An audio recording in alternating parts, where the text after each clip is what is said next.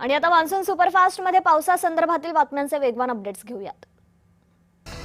पालघरमध्ये मुसळधार पावसामुळे डहाणू आणि तलासरी तालुक्यांमध्ये मोठ्या प्रमाणावर नुकसान झालंय। पूरग्रस्त भागांची वनमंत्री गणेश नाईकांनी प्रत्यक्ष पाहणी केली।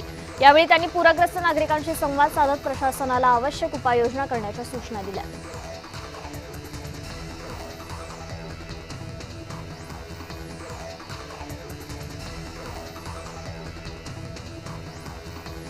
मुसळधार पावसामुळे गंगापूर धरणात मुबलक पाणीसाठा असल्याने नाशिककरांचा पाण्याचा प्रश्न आता सुटलेला आहे।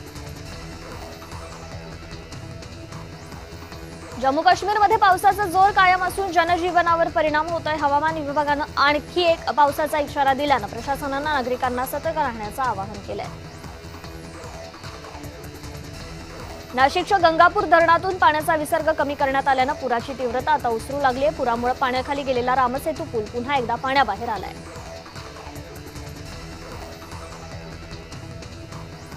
पवना धरण 97% भरलंय। धरणातून 7000 क्युसेकने विसर्ग सुरू आहे। नदीकाठच्या गावांना हाय अलर्ट देण्यात आलाय। तर नाशकात रात्रभर पावसाची संततधार कायम असून 12 धरणांतून पाण्याचा विसर्ग सुरू आहे। प्रशासनाकडून नदीकाठच्या नागरिकांना सतर्कतेचं आवाहन आहे।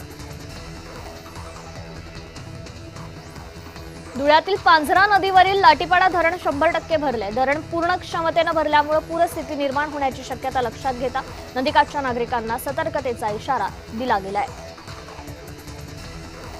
नाशिक शहर आणि परिसरात संततधार पाऊस कायम आहे। जिल्ह्यातील 12 धरणांतून पाण्याचा विसर्ग सुरू आहे। प्रशासनाकडून नदीकाठच्या नागरिकांना सतर्क राहण्याचं आवाहन आहे।